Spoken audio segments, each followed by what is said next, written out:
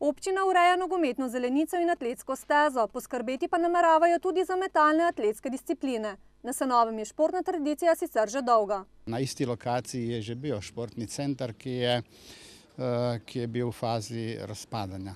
Občina Krško je prišla posest zemljišča in enostavno logično nadaljevanje je bilo, da se uredi ponovno športni center, modern in primeren za kraj, kakšen je Senovo.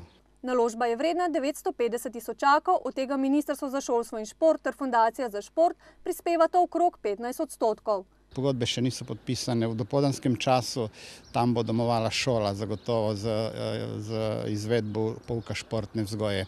V popoldanskem času pa pridejo na vrsto športni klubi iz celotne občine Krško in posebno s poudarkom iz krajevne skupnosti Senovo.